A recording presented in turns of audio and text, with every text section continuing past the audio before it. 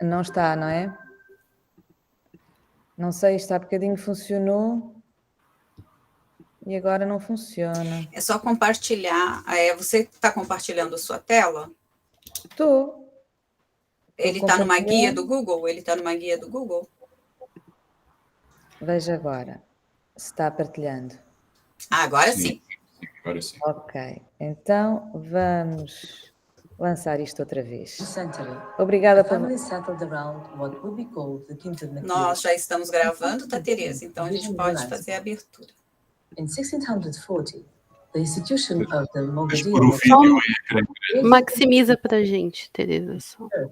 Pronto, tá ótimo.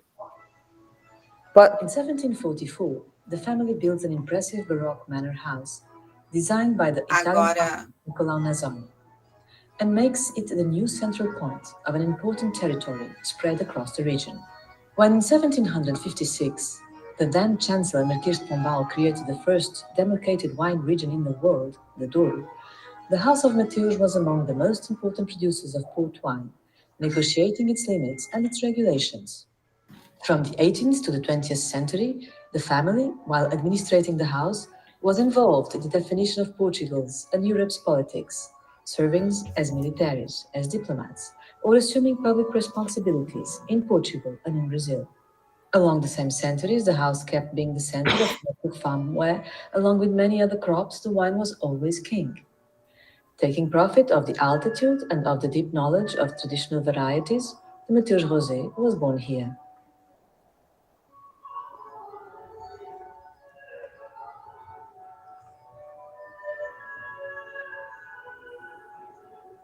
In 1910, the house was designated as a monument of national heritage.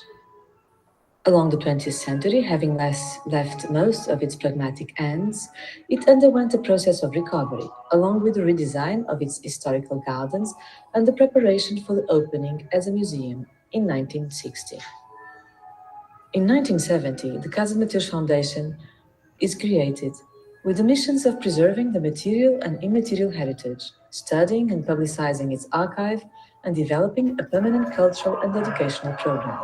Since then, the Foundation developed an extensive program oriented to contemporary ways of thinking about the world and its transformations, from the discussion of public policies in all fields to the debate and research on so many fields of science, and to an extensive artistic program mainly focused on music and literature.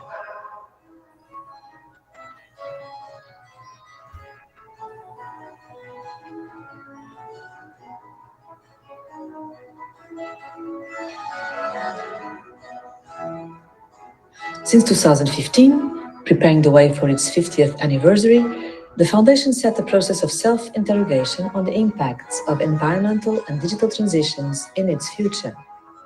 In 2019, the Project Commonplace was imagined as a frame in which the Foundation could investigate itself and its assets and discover in a participated process how to face the challenges of indetermination and agility.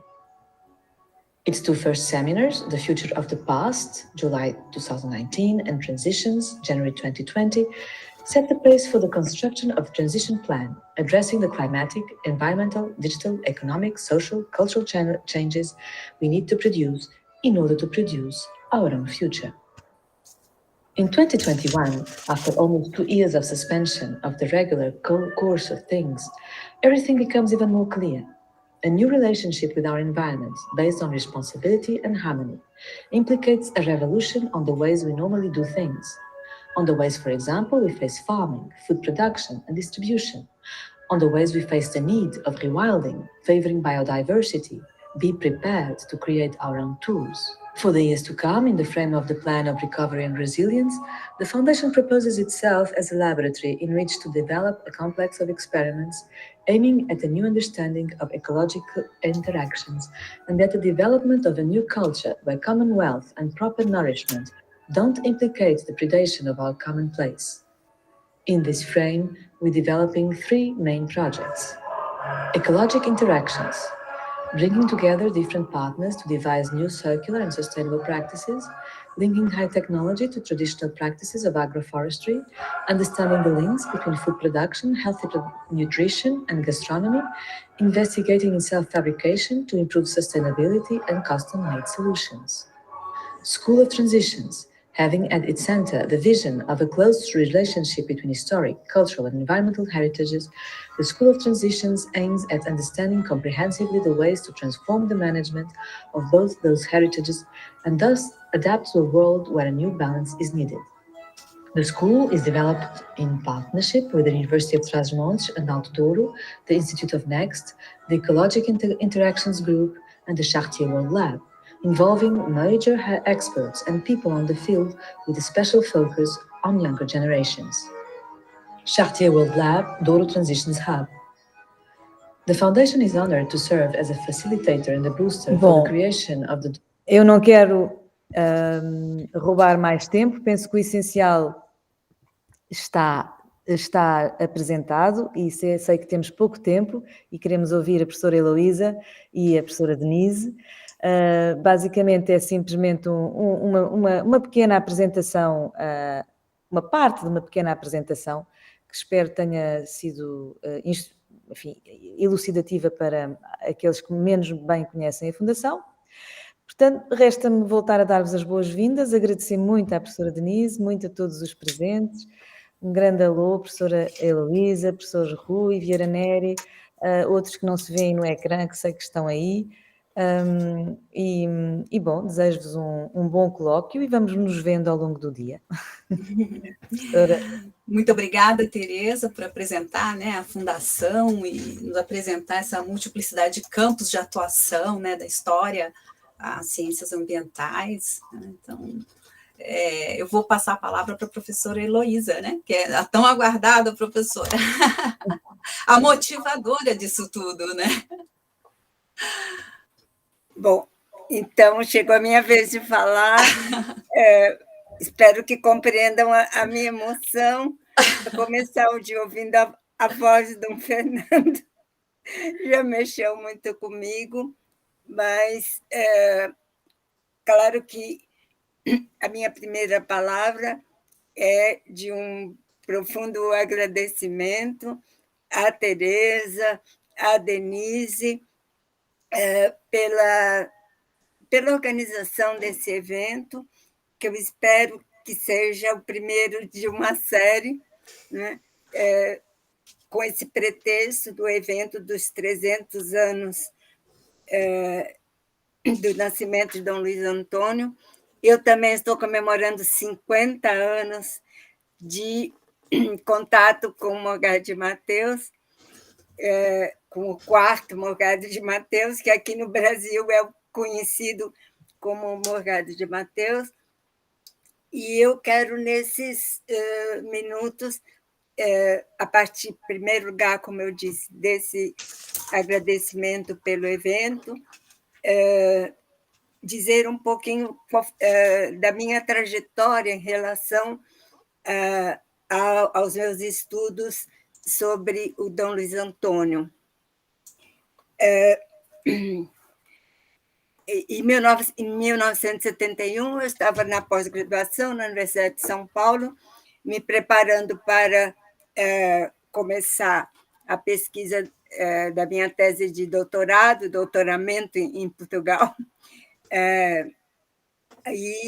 que eu ia defender aqui na Universidade de São Paulo, e eu queria trabalhar com o período colonial, com o século XVIII, que era uma época que já me fascinava, mas eu não tinha ainda um tema, né, de pesquisa para a minha tese. E num dos cursos da minha pós-graduação, a professora Maria Tereza Petroni, que depois acabou sendo até orientadora da minha tese, o curso era sobre economia açucareira, como isso conseguiu levantar a economia de São Paulo, num período difícil, um período em que a capitania estava em decadência, e a professora chamou a atenção em dizer que o começo da revitalização de São Paulo a gente devia a um governante colonial, o Morgado de Matheus, e que, infelizmente, era uma pessoa que ainda pouco estudada, pouco conhecida no Brasil. E aí eu já, em 1972, escolhi que eu iria fazer o meu doutorado sobre o governo do Morgado de Matheus em São Paulo. E, a partir daí, então, eu comecei as pesquisas. Então, rapidamente vou explicar. Pesquisei os arquivos de São Paulo, do Rio de Janeiro. Depois, em 73, pedi uma bolsa ao governo português, obtive uma bolsa do Ministério da Educação portuguesa e estive todo o ano de 1974, naquele momento tão importante da história portuguesa, aquele ano de 74, eu passei pesquisando vários arquivos portugueses. E, sobretudo, a Torre do Tombo, Arquivo Ultramarino, Arquivo Militar, onde levantei toda a vida profissional de Dom Luiz Antônio. Infelizmente, naquele ano, devido à situação complicada da política portuguesa, o arquivo de Matheus da Casa de Matheus estava fechado. Então, eu não pude pesquisar aí em Matheus. Eu fiz a tese, defendi a tese. Em Portugal, minha pesquisa teve orientação de um grande historiador português, especialista no século XVIII, história econômica, o Jorge Borges de Macedo. E, depois da minha defesa e a publicação do livro, começou a ficar mais conhecida toda essa temporada do Dom Luiz Antônio no Brasil. E foi só... E quando saiu meu livro em 79, que era a minha tese de doutorado, eu desconheci os anos de Dom Luiz Antônio quando voltou de São Paulo, porque isso não está nos arquivos oficiais e a documentação estaria na Casa de Matheus. Então, a segunda edição do meu livro, felizmente, eu pude acrescentar os capítulos relativos à volta de Dom Luiz, porque aí pelos anos 2000, a segunda edição de 2007, pelos anos 2000, o Dom Fernando Albuquerque, o titular da Casa de Matheus, o descendente, me convidou para fazer, venha para Matheus, venha usar o arquivo, escolha o assunto que quiser para explorar nosso arquivo. E eu, então, esses primeiros anos do século XXI, estive constantemente e por longas temporadas em Matheus e escolhi trabalhar com a correspondência entre Dom Luiz e Dona Leonor durante toda a vida. O livro saiu em 2007 e eu pude, em 2007, fazer a segunda edição do livro, dizendo, então, tudo o que tinha acontecido com Dom Luiz depois que ele voltou de São Paulo. A importância do Morgado de Matheus é muito grande para a história do Brasil, porque é um momento nevrálgico da nossa história, aquele período em que os dois países ibéricos andavam em disputa pela fronteira, pelos limites entre o Brasil português, entre a América do Sul portuguesa e a América do Sul espanhola. Então, Dom Luiz vem, alguns anos após o Tratado de Madrid, que é o primeiro tratado que cientificamente coloca os limites entre Portugal e Espanha aqui na América. E, então, Dom Luiz, quando vem para uma capitania que tinha sido extinta, porque São Paulo, naquele período todo do bandeirismo até o começo do século XVIII, tinha brilhado como uma capitania que estava fornecendo, digamos assim, esses fazedores, esses bandeirantes que foram demarcando o nosso território, e São Paulo, acabado o bandeirismo, descoberta o ouro, a metrópole está concentrada nas regiões auríferas de Minas Gerais, de Mato Grosso, de Goiás, e São Paulo é nada. Então, o próprio decreto real que extingue São Paulo é o que cria Mato Grosso e Goiás, e essa extinção é justificada porque diz São Paulo, que não tem homens nem comércio que justifiquem a presença de um capitão-general, será extinta. Então, São Paulo, de 1748 a 1765, depende do Rio de Janeiro, não existe como capitania. Quando aparece o problema da invasão espanhola no sul, e, novamente, todo o embate entre Portugal e Espanha em torno do Prata, Rio Grande do Sul já sendo tomada pelos espanhóis, então o governo português, a pessoa do poderoso secretário de Estado Marquês de Pombal, resolve, e a própria documentação fala, lembra-se daqueles homens valorosos que faziam tudo para com a coragem, etc., quer dizer, os bandeirantes, essa gente pode se encarregar de expulsar os espanhóis, os paulistas. Então, em 1765, a capitania é restaurada. E quem é que vem dirigir essa capitania para militarizar a capitania, para conseguir a expulsão dos espanhóis no sul? Então, vai ser escolhido D. Luiz Antônio de Souza Botelho Mourão, que, em 1762, tinha se destacado como um grande estrategista militar, quando, digamos assim, enganou os espanhóis,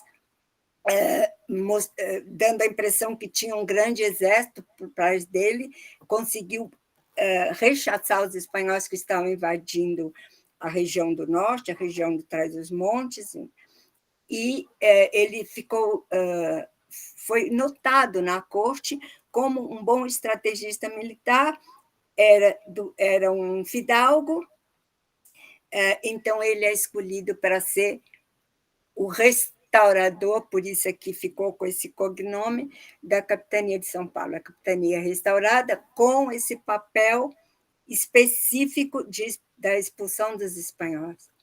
Então, Dom Luís vem e vem com todo o entusiasmo da corte pelo governo dele, mas ele não se contenta apenas com as ordens que recebe do poder central, porque ele tem um dinamismo próprio, uma vitalidade que ele pretende, que ele aplicou no seu governo, indo muito além das próprias ordens que vinham de Lisboa.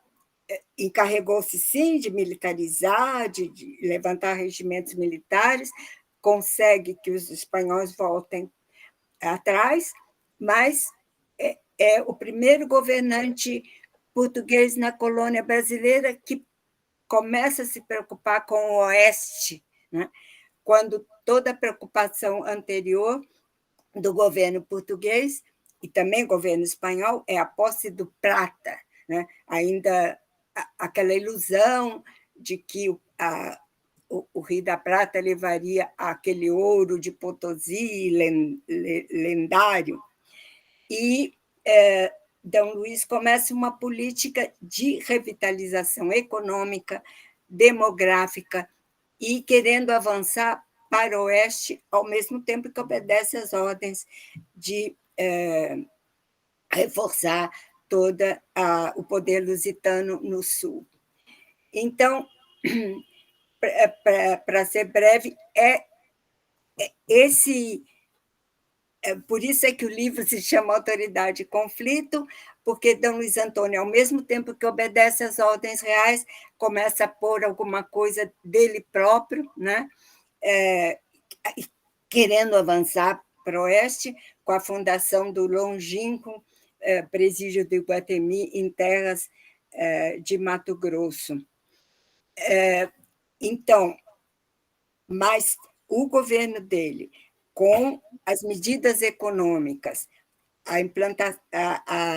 reforma do Porto de Santos para exportar o açúcar, que ele tinha mandado, feito crescer a parte da agricultura, chamou os especialistas para caldear o ferro em Sorocaba, e todas as medidas que ele tomou também na área cultural, na área educacional, e são muitas lacunas ainda a serem estudadas no governo.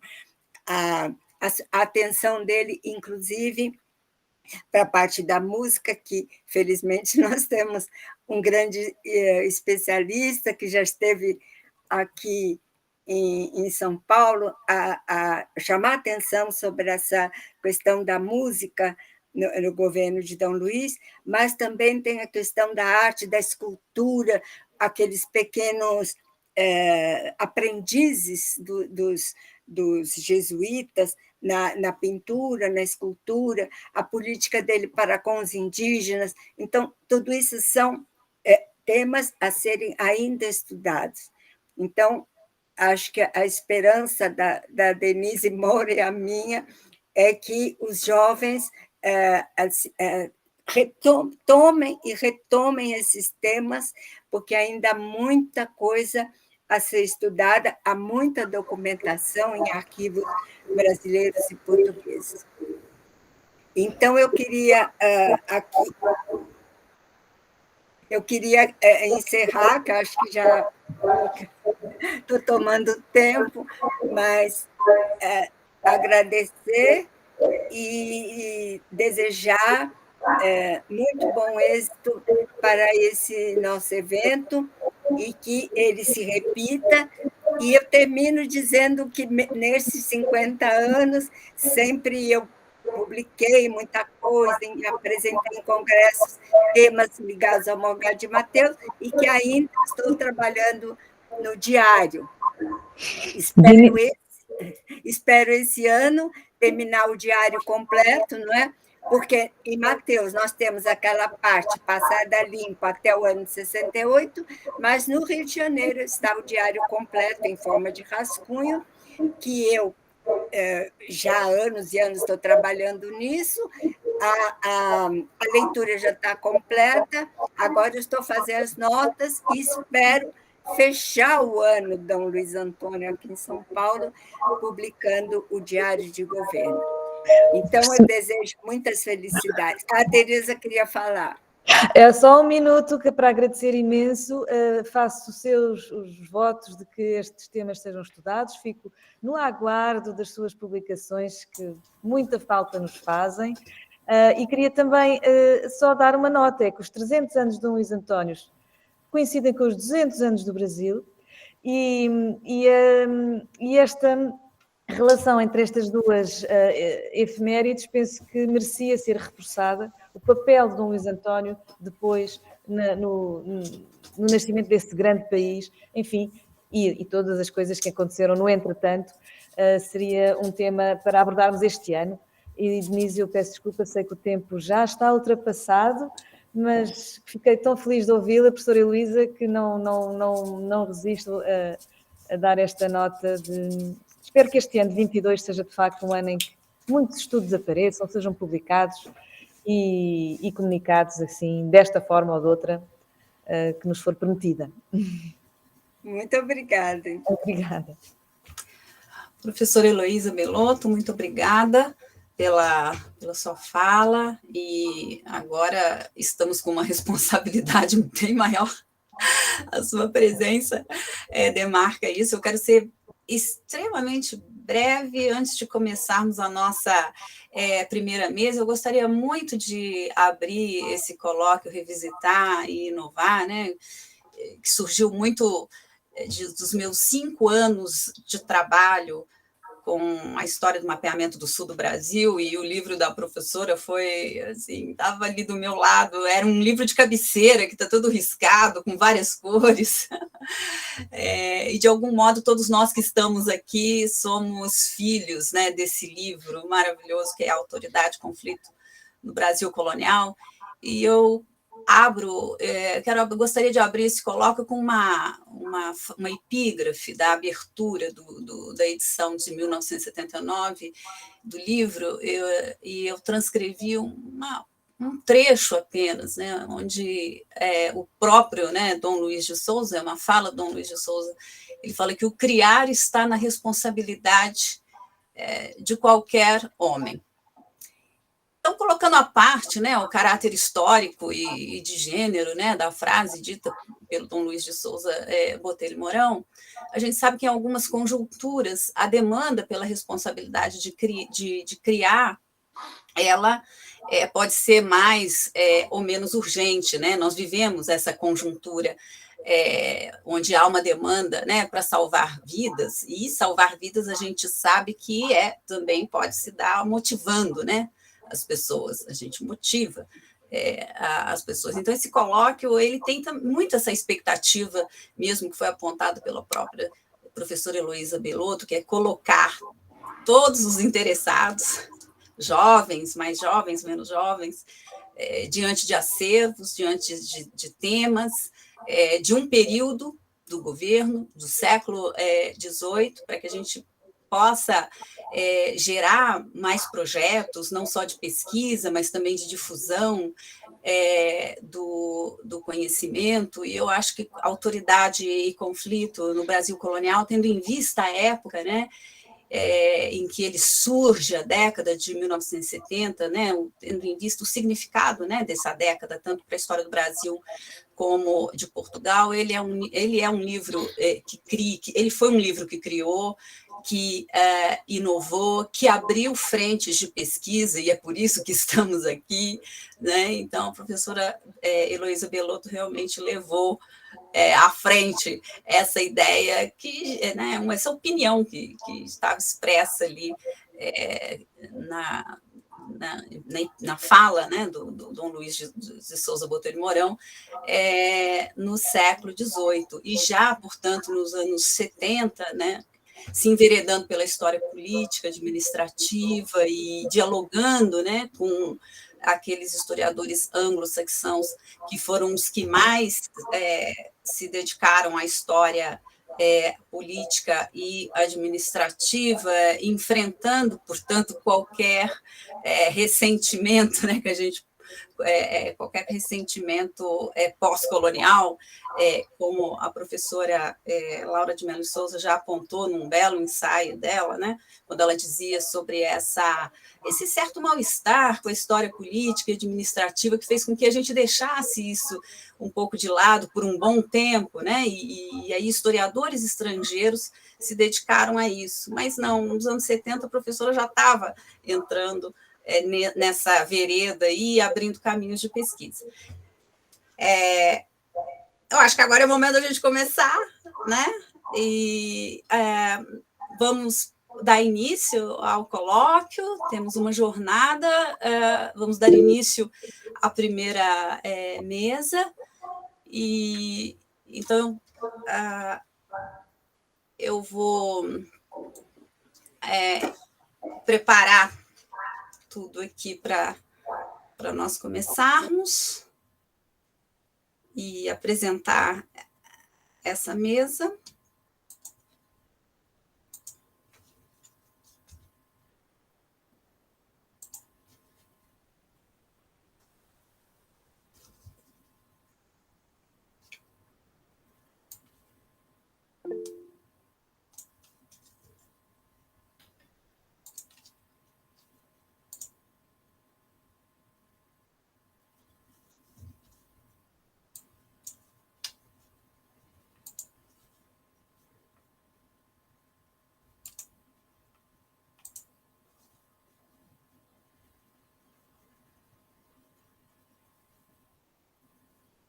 Aline, pode tirar esse backdrop? Não, já está, né? Não, já está. Tá certo, ótimo. Obrigada, Aline. Aline, você projetou o backdrop? Pode deixar. Posso deixar? Pode deixar. Tá. Nossa primeira mesa é uma mesa sobre arquivos.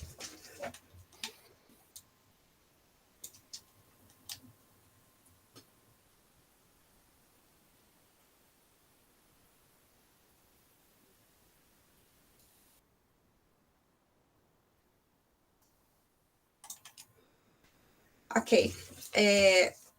Dando início a essa mesa e convidando já também todos e todas para assim, terminar essa primeira, nós temos uma segunda mesa que começa às 9h45, que se chama Acervos, Potencialidade e Novas Frentes de Pesquisa.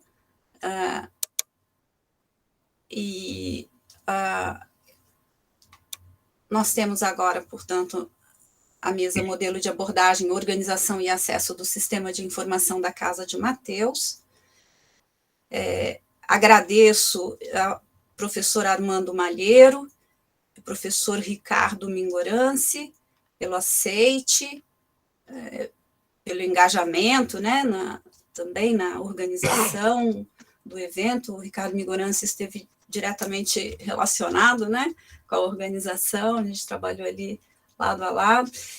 E o professor Armando Malheiro, infelizmente, ele não pôde comparecer, mas ele nos enviou, trabalhou com a gente em um vídeo, que nós vamos apresentar agora, e, em seguida, o professor Ricardo Mingorance faz a sua fala a partir, né, apresentando uma experiência prática em relação à organização do arquivo, do arquivo da Fundação da Casa de Mateus, conforme realizado pelo professor Armando Malheiro. Então, o professor Armando Malheiro é professor catedrático do Departamento de Ciências da Comunicação e da Informação, da Faculdade de Letras, da Universidade do Porto.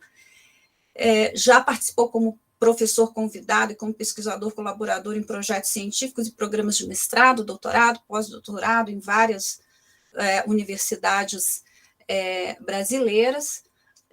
Ricardo Mingorance hoje é arquivista na Fundação da Casa de Mateus, investigador doutorado integrado ao Instituto de História Contemporânea da Universidade Nova de Lisboa e vem trabalhando com arquivo, com arquivística histórica desde 2017 em Lisboa, historiador formado no Brasil, na Unifesp, e eu passo agora, portanto, ao vídeo do professor Armando Malheiro. O Lucas vai projetar, né, Lucas?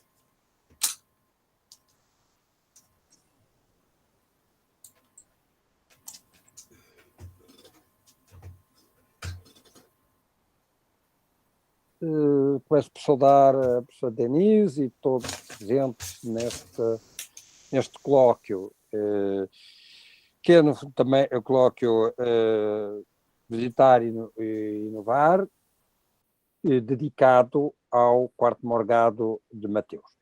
E é com muita satisfação que participo. Aliás, o convite já me foi adressado há bastante tempo, por isso posso confirmar o cuidado e o esmero com que tudo isto foi preparado. Os convites já iniciaram-se há bastante tempo e a troca de mails com a professora Denise foi decorrendo de maneira a que tudo pudesse se dar. De qualquer modo, era para estar prevista a minha presença em direto, acaba aqui aparecendo um pouco indiferida, mas na mesma apresentação em que aparece também o Dr. Ricardo Mingorance, que representa muito bem aqui também a Fundação e irá, na parte na segunda parte desta intervenção, no fundo, explicar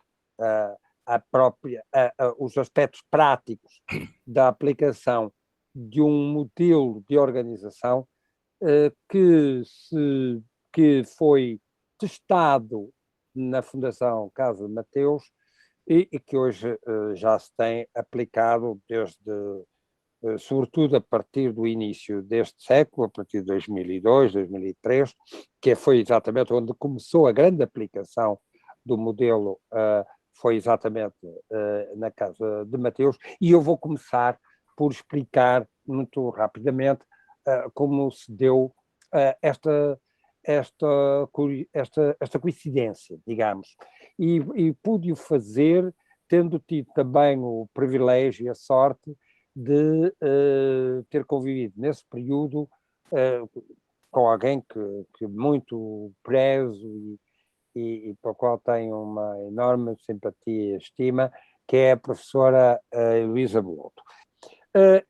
A minha proposta não é necessariamente uma ruptura, é uma alternativa a esta abordagem, baseado numa concepção que é diferente. Porquê é que é diferente?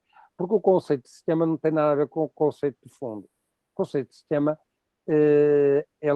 como o próprio conceito mostra, sistema não é um conjunto de partes que estão ali associadas a uma espécie de soma de partes. O sistema é um conjunto que pode ser formado por partes diferentes, só que elas não estão ali juntas formando um número, ou não são apenas uma soma. Elas estão reunidas numa relação de interdependência. Elas não deixam de ser diferentes, mas mesmo sendo diferentes, formam uma unidade. O conjunto, a unidade é feita pela interdependência das partes. Isto tem consequências epistemológicas muito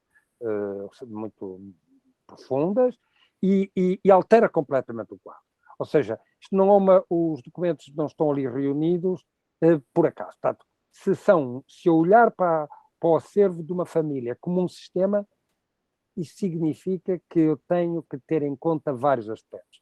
Não lhe devo procurar a ordem que tinham, e se ela já não está, se estivesse totalmente desordenada, a preocupação era tentar restituir àquele conjunto não apenas a ordem, mas a lógica original.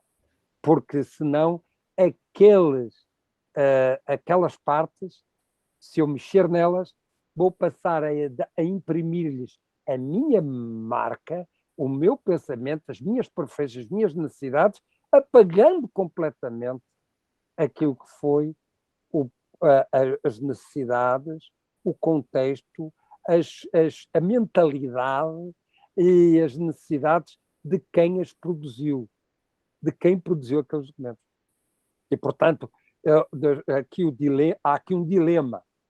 Ou me conformem a pagar o que foi feito, e porque a preocupação agora é consultar o conteúdo, a informação, disso estamos a falar, e, portanto, eu organizo, e ao organizar eu estou a fazer toda aquela massa como se ela fosse verdadeiramente minha, produto meu, esquecendo, no fundo, apagando os vestígios de quem as fez, ou cometo a ousadia trabalhosa de tentar reconstituir todo um contexto, ou contextos que ficaram para trás. Para fazer isto faz-se se eu levar até às últimas consequências esta concepção sistémica, o conceito de sistema e o pensamento sistémico que lhe está associado, para além da ideia da complexidade.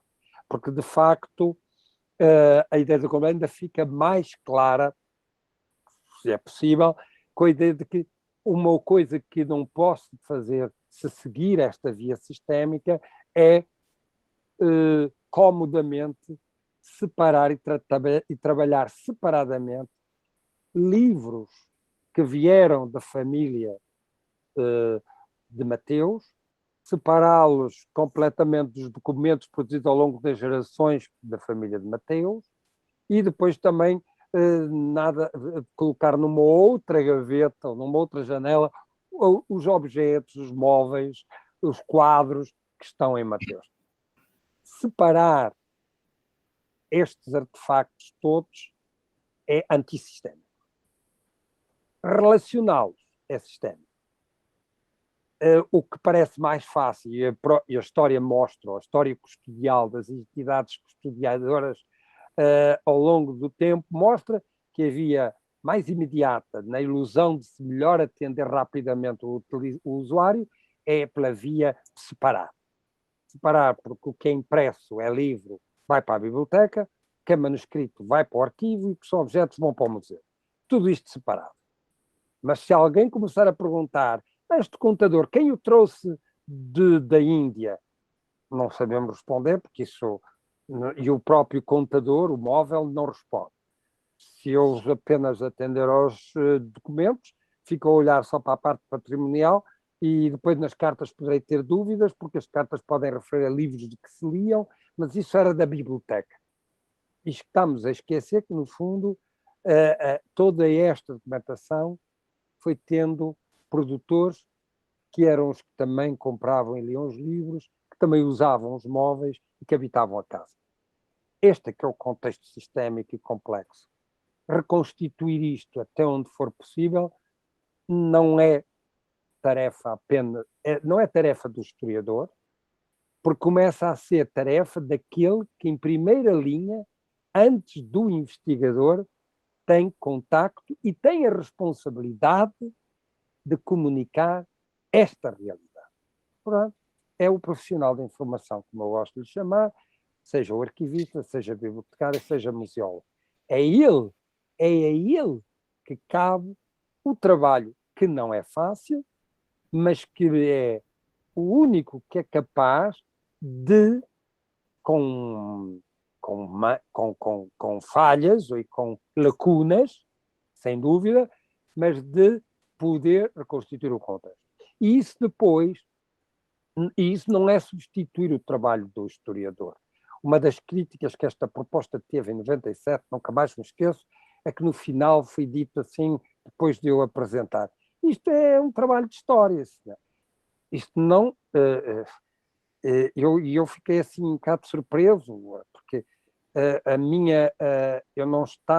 eu não pensei esta proposta como historiador, embora a minha faceta também de ter praticado a história não lhe seja estranha, mas talvez foi pensada como usuário que vai fazer história, porque eu percebi muito rapidamente como a documentação que eu precisava estava dispersa, como tudo estava engavetado em locais diferentes, e como depois o historiador vai precisar de combinar toda a informação para pôr os problemas e as perguntas ao problema, aos personagens e aos grupos e aos indivíduos com que ele trabalha no seu munus, na sua oficina de historiador. O problema é de usuário, não é de historiador. Portanto, não foi este trabalho de reconstituição do contexto, não é o trabalho da história. Não, é o trabalho daquele que fica obrigado a preservar o mais possível o produtor, para que depois o produtor possa ser interrogado, explorado e esmiuçado pelo investigador. É que o produtor, quando chega ao historiador, ou seja, aquilo que resta do produtor quando chega ao já vem de tal modo fragmentado, partido, lacunar, que o historiador tem ali uma massa avulsa de documentos.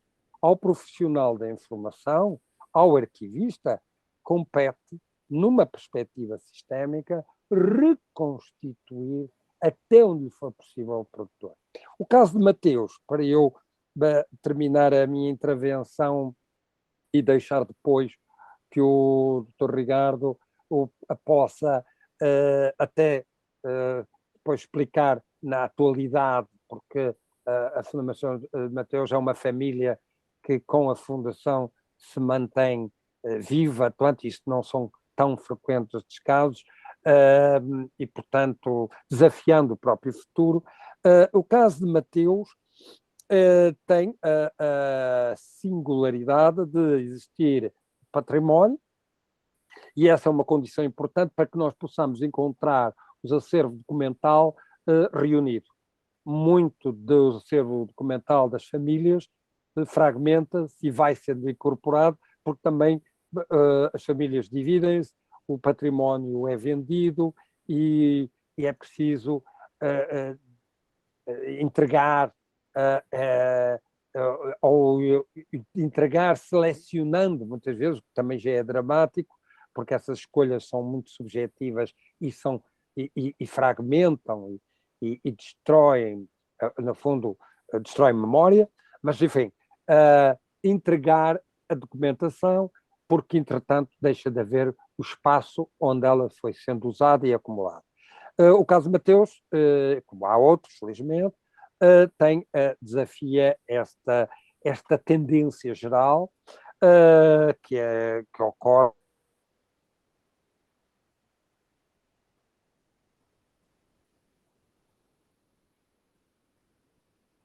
Crashou. Crashou. Pois é.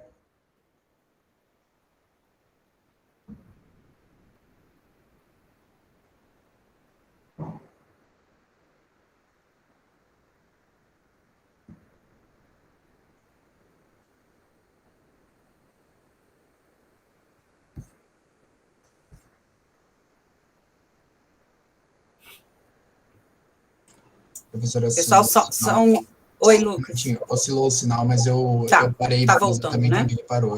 Já tá voltou. voltando. Tá. Tentar reconstituir os contextos de produção e evitar, ao contrário dos planos de classificação utilizados até então, até à proposta que eu e a Fernanda Ribeiro começámos a desenvolver e a aplicar, depois disso também, sobretudo sobretudo no âmbito de mestrados, de dissertações de mestrado e doutoramento, foi a de substituir as classes temáticas por uma busca da estrutura orgânica, ou seja, o estudo ter em conta a própria estrutura do que é família, para organizar, para repor, reconstituir o contexto. Nós não podemos deixar de ter em conta que uma família não era uma repartição burocrática, administrativa, era uma unidade biosocial e, portanto, é formada por pessoas, por casais, ligados, obviamente, a um património, mas com uma função reprodutiva e social, e numa concepção mais alargada, incluía os parentes, os ascendentes, os descendentes e os parentes. E, portanto, criava um corpo de relações. E um dos eixos que permitia, digamos, um dos elementos que permite ver, digamos, essa rede familiar é a geração. É um conceito-chave aqui nisto. E, portanto, a documentação teria que ter a sua organização, caso ela aparecesse completamente, ou visivelmente sem uma ordem clara, e mesmo que tivesse ordem, como nós temos o caso em Mateus Fabuloso das gavetas, com uma certa arrumação e ordem, numa ordem e numa descrição com os maços, etc., encaixar isso, essa documentação, na própria estrutura da família, porque essa documentação estava ligada a pessoas, que podiam estar a desempenhar o papel de administrador, dentro de uma organismo, como será explicado, e depois em funções até externas à própria família. Portanto, esses membros da família ocupavam também um papel social e institucional fora da família, para além do seu papel de administrador no património da família. E, portanto, a organização de documentação, tendo em conta a geração, os membros dessa geração, e mais a que documentação que vinha parar a essa família por casamentos. Temos aqui o importante instrumento do matrimónio, que fazia trazer documentação, acervos documentais para dentro dessa família. Tudo isso teria que ficar descrito, encarado, sempre tendo em conta este elemento geracional, que também é, no fundo, algo que obriga a um conhecimento genealógico da família. E o Dr. Ricardo, ao aparecer-vos, vai aparecer-vos com um cenário que é um quadro genealógico, que foi elaborado ao longo do projeto de Mateus e que é mantido já como um elemento, digamos, já é património do próprio arquivo de Mateus, e de facto reflete o quê? A necessidade que foi estudar toda essa estrutura, e essa é uma estrutura genealógica, tanto biológica e social, que, para a qual a própria organização da documentação, que é, no fundo, o dar a conhecer o contexto, é essencial. E só assim se consegue essa reconstituição. E, do lado da família, e quando a família vai criar uma fundação, que é já uma entidade com uma estrutura jurídico-administrativa própria, é uma estrutura que é diferente da estrutura familiar, mas o caso de Mateus depois vai dar esta articulação entre duas estruturas diferentes. Uma é uma estrutura biosocial, que é a família, e outra jurídico-administrativa própria, com desafios, obviamente, diferentes, mas aos quais pode-se aplicar a mesma concepção sistémica, que é permitir que, além que todo utilizador, o usuário, aceda à informação sem perder o contexto em que ela foi produzida, foi organizada e deve ser usada. E é tudo, obrigado. E seguir-se-á agora a intervenção do meu colega Dr. Ricardo.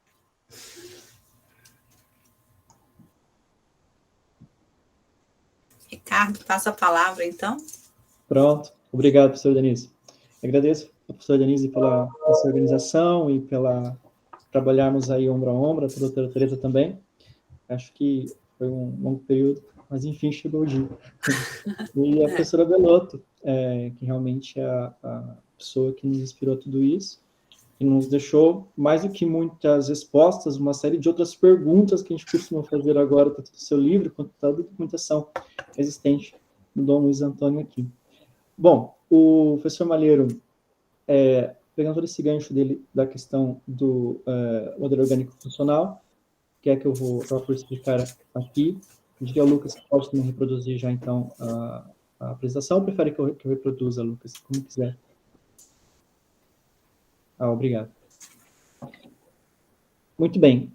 O professor Malheiro disse muito bem, a questão do modelo orgânico funcional aqui na casa é um respeito, sobretudo, à forma de organização das gavetas do Dom Luiz Antônio, e é o que nós acabamos por ainda manter aqui na casa, mesmo com a documentação da fundação. Ora bem, eu quero explicar, primeiramente, na verdade, uma questão muito importante para a casa, que é a formação dos arquivos, tanto em relação à família quanto em relação à fundação. Muitas pessoas não sabem, mas a casa está na mesma família desde o século XVI e foi sendo dividida por 13 administrações. Então, em 1577, quando a família compra o terreno, que depois vem construir a casa modesta, que é a primeira casa, e depois a casa que hoje nós conhecemos com esse patrimônio na arquitetura de Nicolau Nazoni, que foi mesmo a construção pelo pai do Dom Luiz Antônio, seguindo pelo Dom Luiz Antônio em 1743, quando conclui a casa, e a capela em 1750. Portanto, nós vamos ter duas divisões até em termos de documento. Os documentos históricos, que são relativos à família, em específico as 12 administrações, e depois nós temos a documentação relativa à fundação, que é uma documentação desde 1970. O universo dessa documentação, ele gira em torno de 800 mil documentos, aproximadamente, em documentação histórica, e já chegamos praticamente quase a 200 mil documentos que dizem respeito à documentação da fundação. Então, portanto, temos aí um universo de 1 milhão de documentos, que faz esse total de arquivos da casa. Mas o professor Malheiro, ele disse muito bem que é o trabalho que fazemos aqui, o sistema de informação da Casa de Mateus. E esse sistema de informação, ele não engloba apenas os documentos, mas também engloba os 6.554 livros que nós temos na biblioteca pessoal da casa. Também não engloba somente os livros, mas engloba também todo o nosso acervo museológico, que chega a praticamente em torno de 800 peças, 600 em reserva técnica e 200 possivelmente aliás, 600 em exposição e 200 em reserva técnica. A questão da exposição, a parte museal da casa, eu vou explicar na mesa 5, que é onde eu entrei especificamente para abordar sobre a exposição do Dom Luiz Antônio, as peças que o Dom Luiz Antônio trouxe para cá. Mas o que é importante dizer é que não há como nós termos uma leitura plena de um documento sem lermos também a fonte material, que são os arquivos materiais, que é o acervo material da casa. Da mesma forma que também dependemos muitas vezes da documentação, aliás, dos livros, que são as fontes, muitas vezes fontes secundárias e muitas vezes, inclusive, fontes primárias, no meu caso até mesmo da edição monumental dos Lusíadas, do próprio Dom Luiz Antônio. Bom, pronto. E por que a Fundação ela ainda tem essa guarda desse material? Por que ela pratica essa guarda, essa salvaguarda, essa preservação? Lucas, se você quiser já passar para o próximo, à vontade. Porque a Fundação ela tem uma missão. E essa missão estatutária, dentro dessa missão estatutária, existe uma missão também do arquivo, que é justamente a catalogação e o estudo de todo o arquivo e a promoção da publicação de interesse histórico, político, militar, social, econômico e artístico que ele se encontra. E no que diz respeito aos documentos da casa, esse documento tem esse universo histórico, político, militar, social, econômico e artístico, e, sobretudo, as documentações produzidas pelo Dom Luiz Antônio também possuem todas essas facetas em termos históricos, políticos, militares, social e também cultural. Ora bem, portanto, toda a preservação da documentação, ela é feita, e também do seu acervo material, e também do seu acervo biográfico, ela é feita pelas administrações. Quando o professor Malheiro falou sobre o quadro que estaria aqui atrás de mim, então tem outro lado, ao meu lado, tem o árvore genealógico atrás de mim, que eu tenho representação das 13 administrações da casa. E toda a produção do catálogo, inclusive do arquivo da casa, toda a produção que o professor Malheiro trabalhou durante o projeto de organização cultural e arquivística, no começo dos anos 2000, foi justamente tendo essa preocupação de fazer a catalogação do arquivo da Fundação pelas secções, ou dividindo, na verdade, em 13 secções, mas fazendo a divisão e a estudo e catalogação pelas administrações. Então, tudo que é relativo à produção documental da primeira administração, tudo que é relativo, inclusive, à aquisição de bens materiais da primeira secção, está toda junta. E assim por diante, até a 12ª secção. A 13ª secção, que é a 13ª administração, então, é a administração da Fundação. Então, todos os documentos produzidos pela Fundação está nessa administração. Ou seja, o que é importante também dizer, foi falado também no morgadio. O Dom Luiz Antônio é morgado, mas o que muita gente não sabe é que na casa nós temos 8 morgados. Tivemos 8 morgados na casa. O morgadio começou em 1641 aqui na casa, com o primeiro morgadio, e finalizou isso na terceira secção, na terceira administração, e finalizou na 10ª administração da casa, com o 8º morgadio, quando o morgadio é extinguido em Portugal em 19 de maio de 1863. Portanto, nós temos uma parte dessas administrações que ainda, na verdade, são os morgados, que o Dom Luiz Antônio ele entra na 6ª administração como 4º morgado de Mateus. Muito bem. As diretrizes que o o professor Malheiro, no período com sua equipe, ele utilizou para a catalogação do acervo foi com o ESADG, foi com a ESAR-CPF, por essa característica da estrutura orgânico-funcional. Lucas? Portanto, o que é importante? A fundação, ela ainda administra e faz a catalogação do seu arquivo, tal como o Dom Luiz Antônio um dia tinha previsto, pelas gavetas. A intenção do Dom Luiz Antônio em salvaguardar a sua informação era para manutenção do mercadio, provando os bens existentes pelos documentos. Então, por isso que os documentos nunca ficaram dissociados dos seus acervos materiais. E o sistema orgânico funcional, ele vem, na verdade, no começo dos anos 2000, abordar justamente essa característica de preservação do Dom Luiz Antônio, que a Fundação manteve. Ou seja, o sistema de informação da Casa de Mateus, ele, na verdade, ainda preserva, tanto quando existe uma atividade cultural, por exemplo, como duas que eu vou acabar por abordar daqui a pouquinho, nós preservamos tanto a documentação que é produzida, seja em relatórios, seja em fotografias, no que diz respeito ao arquivo iconográfico, e seja também com alguma produção material, tudo isso é preservado. Então, essa preservação, ela continua na casa tal como o Dom Luiz Antônio tinha previsto, e aqui eu dou exemplo de duas atividades da casa que nós temos. Primeiro, o Lugar Comum, que foi um projeto que a casa desenvolveu no âmbito de capacitações e formações transversais, endógenas também, e essa promoção dessa atividade, ela, enquanto estava acontecendo, ela rendeu uma série de produção documental, e essa produção documental sempre foi organizada de imediato, sejam as fotografias que eram tiradas durante alguns eventos, e seja inclusive nos relatórios. Outra atividade que nós temos aqui na casa, que são os encontros internacionais de música barroca. Essa atividade também tem uma produção documental que também é organizada quando está a decorrer a atividade. Lucas. Portanto, essa organização ela é feita tanto de forma digital quanto de forma analógica, ou seja, física. Então, todos os documentos que são produzidos, eles automaticamente já são postos em caixa de access free, conforme as normas de descrição arquivística, tanto portuguesa quanto, inclusive, também a brasileira, que temos, na verdade, as normas, elas se conversam, elas dialogam, são as mesmas. Então, portanto, é feita a catalogação do arquivo, tal e qual as normas. Lucas, faz favor. Pronto.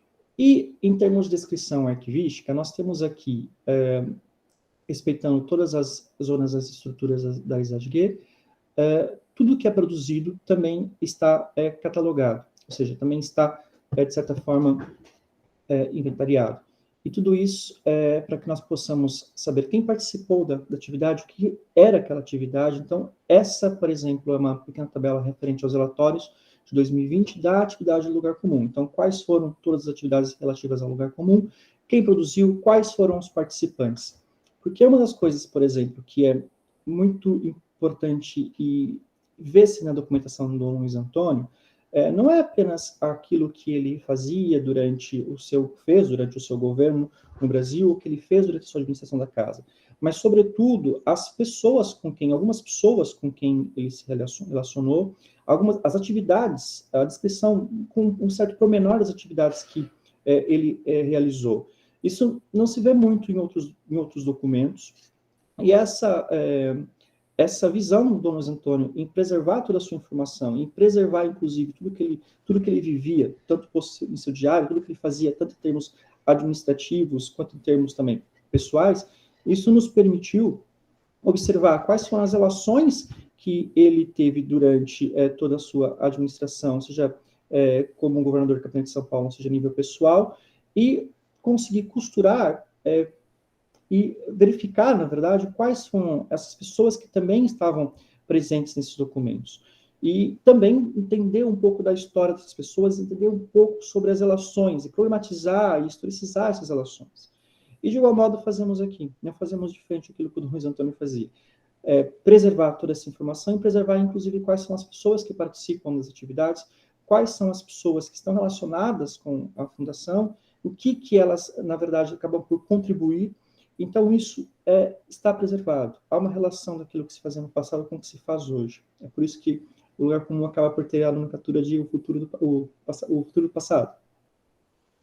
Muito bem, Lucas. Ora bem, em termos de gavetas, enquanto Dom Luiz Antônio guardava seus documentos em gavetas dos contadores, e esses contadores que temos aqui na casa, óbvio que os documentos não estão mais lá, estão todos devidamente salvaguardados e climatizados, mas as gavetas que nós temos hoje em termos digitais é uma própria cloud, a fundação, é onde nós acabamos por guardar toda a informação. E aqui, como exemplo, os documentos referentes aos encontros de música, nós temos aqui os encontros de música, os 29º encontros, e aqui nós temos toda a organização. O programa diário, quais foram fotografias e documentos, e também alguns vídeos relativos aos concertos. Então, como esse encontro aconteceu, por exemplo, em 2019, no dia 12 de agosto até o dia 24 de agosto, aqui em forma diária nós temos tudo que foi produzido durante cada um desses programas dos dias, tanto em termos documentais quanto em termos do material audiovisual, e essa guarda, Lucas, ela também de certa forma, descrita através de uma folha de recolha de dados que prevê todas as zonas de identificação da ISADG. Então, aqui, mais uma vez, nós temos todas as pessoas que participaram desses eventos, todas as pessoas que estavam relacionadas, o dia que aconteceu o evento e como esse material está guardado tanto de forma digital como analógica. Então, em linhas gerais, para não alongar mais, porque depois eu vou exemplificar muito mais em termos materiais, os materiais do Luiz Antônio em outra mesa, basicamente o que a Fundação hoje faz em termos de salvaguarda e preservação é muito aquilo que o Dom Luiz Antônio, pela sua visão de iluminista pombalino, fez também. Embora ele tinha essa intenção de preservação dos documentos para manutenção e para manter o morgadio, mas também para preservar a história da casa. Tanto que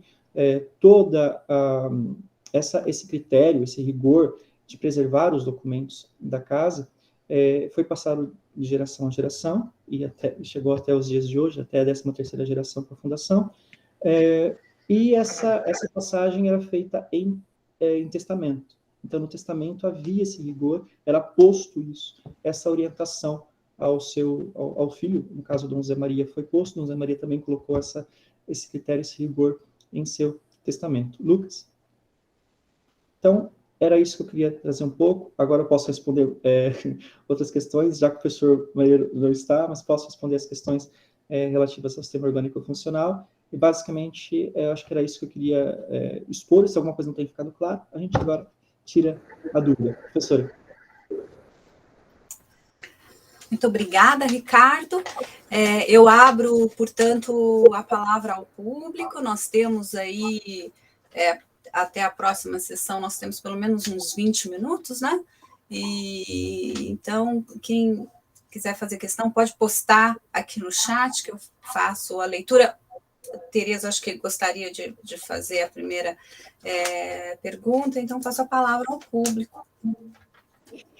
Obrigada. Não, eu gostei muito da forma como o Ricardo fez uma assimilação entre as gavetas e o SICM, de facto como um contínuo com as transformações que o tempo trouxe, e acentuar esta ideia de tínhamos gavetas para segurar um património material, e hoje, de facto, assistimos a um processo de desmaterialização do valor, e, de facto, o valor hoje principal da Fundação, o patrimonial, enfim, de certo modo não conta, visto que não está no mercado, não é para ser vendido, mas o valor imaterial é aquele de que a Fundação tem que cuidar. Bom, assente no seu valor patrimonial, material, mas esse valor imaterial é hoje esta fonte inesgotável de valor que é criado todos os dias e que o arquivo se ocupa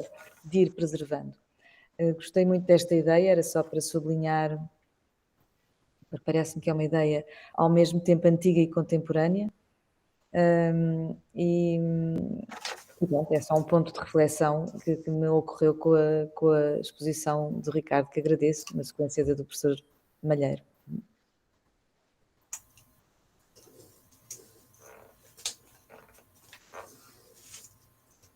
Enquanto as pessoas vão aí se desinibindo e talvez, quem saiba, né, coloque alguma questão aqui no chat, eu gostaria de fazer o professor Rui Vieira. Tá bom. Como os moderadores só podem falar por último, como eu disse, né? Então, o professor Rui Vieira... Ok, eu não quero atropelar a sua intervenção. Não, é só para subscrever e contrariar nessa subscrição a intervenção do professor Malheiro. Primeiro, sublinhando, de facto, a importância deste tratamento de conjunto e a maneira como isso facilita muito o trabalho do investigador, porque todas as peças de informação material se interrelacionam. Não há pior, por exemplo, quem trabalhou sobre instituições eclesiásticas portuguesas sabe o drama que foi a separação dos arquivos dos conventos e mosteiros a partir da nacionalização de 1834, quando os espólios são divididos e vai uma parte para a Biblioteca do Porto, vai outra para a Biblioteca da Universidade de Coimbra e outra para a Torre do Tombo, e, portanto, o trabalho de puzzle que a gente tem que fazer para colar as coisas todas. Quando eu contrario o professor Malheiros é que isto de facto um trabalho de historiador. Quer dizer, um arquivista que não tenha formação de historiador não é capaz de fazer esta interrelacionação, e esse é que é o grande desafio. Ou seja, o professor Malheiro consegue fazer isto porque é um belíssimo historiador no trabalho de arquivista, não é? Não há arquivismo neutro, não há arquivismo em abstrato. O arquivo faz-se em função de uma realidade concreta que se conhece, que se tem que conhecer. É por isso que o Ricardo faz um trabalho tão bom em Mateus, porque já faz parte, já é o 14º administrador do espólio, não é? É só para dizer isto, quer dizer, este olhar do historiador tem que estar presente no trabalho de catalogação. Não é uma atividade neutra, mecânica e automática. Sim. É uma questão que eu venho pensando há muito tempo, como alguém que já trabalha com arquivos, né? Essa relação de complementaridade que a gente percebe com a fala do professor Malheiro entre o arquivista e o historiador, né? E eu acredito também, acho que o Ricardo ele pode talvez esclarecer, né, um pouco isso para a gente, que muitas vezes nós priorizamos, né, determinados tipos de fontes, negligenciamos outras, deixamos outras de lado, que seriam tão importantes, né, quanto outras, né, na pesquisa, em virtude dessa forma como as fontes estão organizadas nos arquivos, essas separações, né, que o professor Armando Malheiro, por exemplo, ele apontava aí na sua fala, né? Então, o problema da dispersão da documentação, e eu acho que no que diz respeito, por exemplo, principalmente a documentação escrita e visual, acho que a documentação visual e a diversidade dessa documentação que a gente tem, vai ter fotografia, filmes, mapas, né? Eu, como uma historiadora da cartografia, enfrentei muito isso. Eu cada vez percebo, né? Algo que é mais como uma historiadora, eu sempre tive essa intuição, né? Nossa, eu acho que o diálogo com o arquivista aqui é muito importante, historiador e arquivista trabalhando juntos, lado a lado, né? E a fala do Ricardo para mim foi muito, para todos nós, acredito, né? Para todos nós foi muito interessante, porque essa preocupação do Dom Luís com a gestão da informação no século XVIII, entender essa preocupação dele aí na casa, né? Que é uma preocupação que, na verdade, é de armazenar, produzir, organizar. Produzir seria a ordem seria produzir, armazenar e organizar essa informação. Toda essa descrição que você vai fazendo me permite compreender melhor as ações dele aqui no Brasil, né? No sentido que ele foi alguém preocupado em produzir informações e de diversas naturezas, né? Eu, por exemplo, que trabalho com a história da cartografia, né, o quanto que houve essa preocupação dele em usar a imagem, produzir imagem, guardar a imagem, ou seja, produzir essa informação, né, para confirmar, no caso da casa, os bens, no caso do Brasil, o governo, né? Então, é muito interessante. A pergunta que eu teria a fazer para você, né, Ricardo, de algum modo está um pouco articulada com a fala do professor Armando Malheiro, né? Tendo em vista que o arquivo familiar, como ele mesmo falou, né? Ele sofre algumas dispersões por conta da venda, né? E da venda de parte do acervo ao longo do tempo, e o caso da casa ocorreu isso, né? A gente encontra a documentação no Arquivo do Estado, na Biblioteca Nacional. Como que a casa, como é que se dá a interlocução entre essas outras instituições que receberam também a documentação da casa? Denise, desculpa, sou Marcelo. Eu queria fazer uma proposta que, como o tempo é curto para as respostas, talvez a gente acumular. Eu queria só fazer uma questão também. Ótimo. Me permita aí, o Ricardo poderia reunir essas questões e respondê-las todas de uma vez, já que o tempo é curto. Pode ser, Denise? Isso, pode, claro, Marcelo.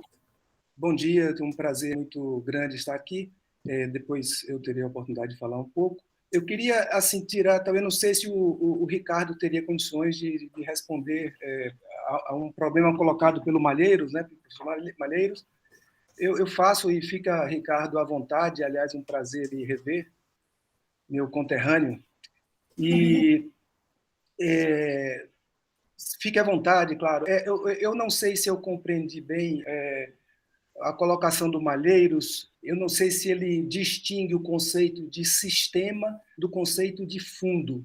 Eu não sei, porque eu não sei se eu percebi bem na fala dele, e que distinção seria essa. Eu entendo essa necessidade da manutenção do princípio da organicidade dos elementos, para que não ocorra o fenômeno da dissociação e tal. Mas, então, eu queria ver se isso eu entendi bem, e se você poderia fazer algum comentário sobre isso, Ricardo. E, em segundo lugar, só me colocando um pouco no debate aí que o professor Rui polemizou com o Malheiros, eu tendo a entender, Rui, que a perspectiva que o Malheiro traz é que há uma área de conhecimento específica voltada para a organização de informações, a organização de documentos, que não não compete necessariamente assim, ao historiador. Eu entendo que o trabalho do arquivista é um trabalho histórico, sim, de história, não há nenhuma dúvida disso, você não tem como dissociar essas duas coisas, mas dentro de uma perspectiva muito peculiar de quem tem essa missão, digamos assim, de organizar as informações de forma que ela reflita o órgão produtor. Entendeu? Então, eu entendo que o historiador ele tem essa função principal de interpretar as fontes documentais, interpretar os documentos, mas há uma área, um campo do conhecimento que, digamos, não teria tanto essa liberdade, ainda que haja certa liberdade, quando você faz esse movimento de colar os documentos produzidos às funções e atividades exercidas pelo produtor. Então, eu diria que o historiador ele teria assim, né, apesar de que é uma função também, digamos assim, de historiador neste exercício das suas funções, porque não tem como, que você precisa conhecer o contexto de produção de alguma forma, eu diria que ele não precisa ter aquele conhecimento profundo do que o historiador tem, porque ele tem uma função mais, digamos, mais estabelecida, mais regrada, porque ele não tem tanta liberdade de movimento, digamos assim, de criação, de pensamento. Nesse sentido, eu entendo a formação, e essa distinção, ela, no cotidiano do arquivo, se faz necessária, professor Rui, porque a gente vê também problemas quando profissionais que não adotam essa perspectiva do organizador das informações, do arquivista, no sentido mais largo da palavra, às vezes pode causar problemas. Mas é isso mesmo, eu agradeço aqui a... Então, Ricardo, por favor. Obrigada, Marcelo. Só mais, se alguém quiser fazer mais alguma questão, pode colocar e Ricardo responde. Pronto, então vamos pela ordem. Podemos. Pronto. Agradeço as intervenções, as questões, foram muito pertinentes, são bem importantes porque ainda são temas que, para a gente que está mesmo na ordem do dia, sempre. Realmente, professor Rui, o fato do historiador atuar, sobretudo aqui no arquivo da Casa de Mateus, é de suma relevância, porque nós temos uma série de acontecimentos, tanto a nível nacional quanto a nível internacional, e essa relação entre Brasil e Portugal, históricos, que toda a produção documental e toda a produção, inclusive em termos de acervo material, também só acontece em virtude desses acontecimentos. Então, existem questões cíclicas acontecendo de uma forma linear. E é por isso que eu não conseguiria pensar em não ser, por exemplo, historiador e trabalhar, por exemplo, aqui na casa apenas com o título de arquivista, justamente porque existe uma grande investigação intensa aqui na casa, porque cada peça, cada documento que foi produzido tem uma relação muito forte com acontecimentos históricos, tanto a nível, como eu disse, internacional como nacional.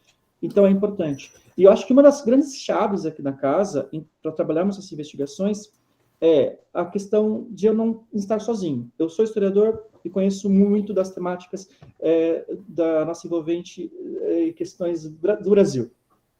Mas tem o meu colega, o João Neto, que é um amigo e trabalha aqui comigo, é um historiador que conhece muito sobre a questão de Portugal, é um historiador, para mim, conhece muito mesmo sobre Portugal, é uma sumidade em termos de história de Portugal, e sobretudo nesses aspectos que envolvem a Casa de Mateus do século XV, praticamente, até hoje. Então, nós trabalhamos em dupla. Então, tudo que é relacionado, quando vamos fazer uma exposição, que resgatamos um documento, resgatamos um material, a forma com que ele desenvolve todo o contexto histórico português, e depois amarramos e fazemos diálogo com o histórico brasileiro, eu acho que é só uma mais-valia para casa. E depois, óbvio, que tem todo o trabalho arquivístico, que aí acabamos por entrar também em fazer toda essa preservação da documentação, tanto do que foi preservado, atualização daquilo que é histórico, que foi trabalhado, quanto a preservação daquilo que está a ser produzido hoje com essa exposição, por exemplo. Não sei se respondi a pergunta do professor Rui, não é? Então, eu concordo com o professor Rui, quando o professor também contrapõe o professor Malheiro, porque o historiador ele é essencial, se não digo basilar, para essa questão aqui dos trabalhos do sistema de informação da Casa de Mateus. Professora Denise, essa relação existente da Casa com as outras entidades,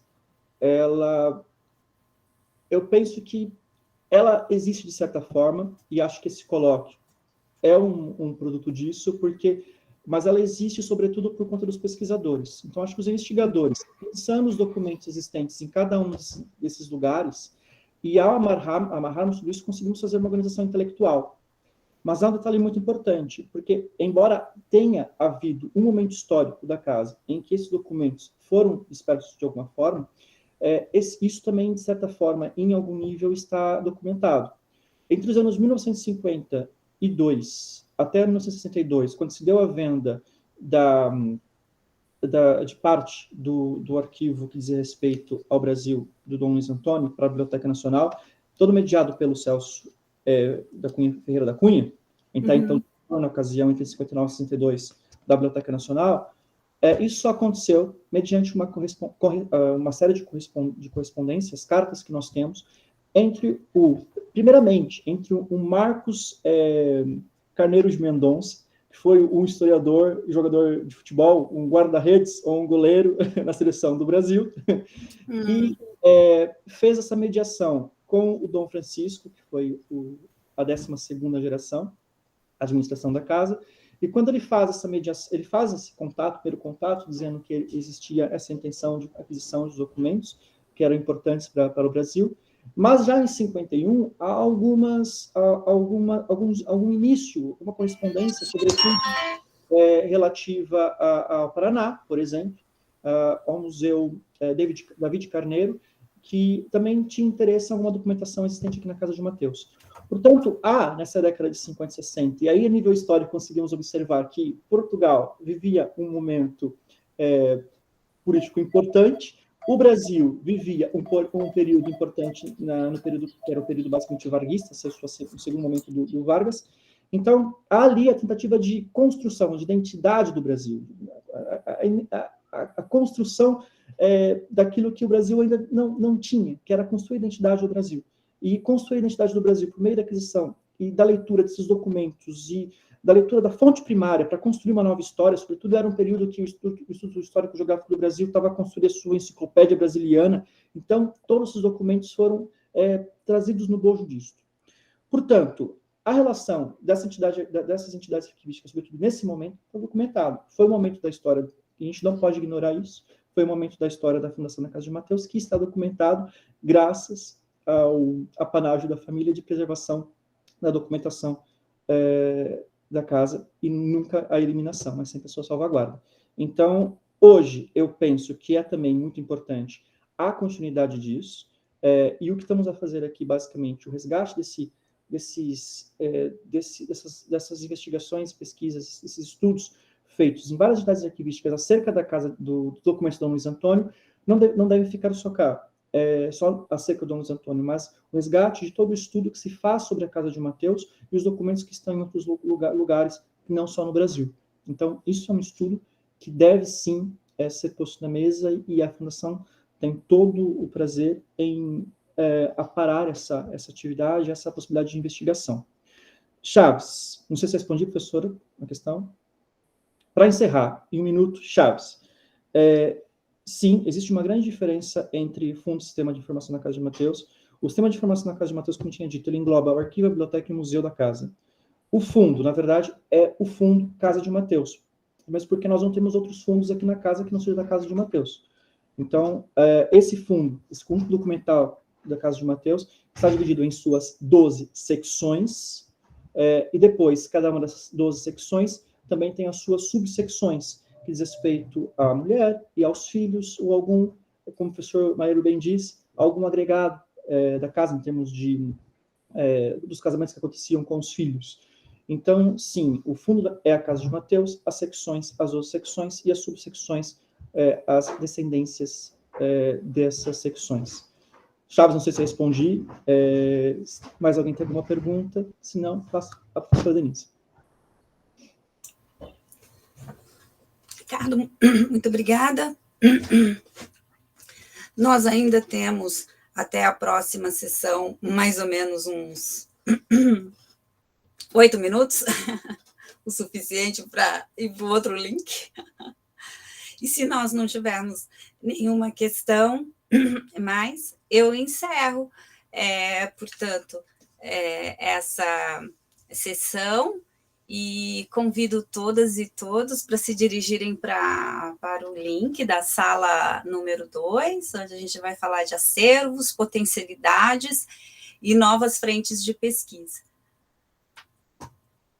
Muito obrigada, então, pela presença. Até já. E até já, a gente se vê daqui a pouco. Até já, muito bom. Obrigada. Obrigada.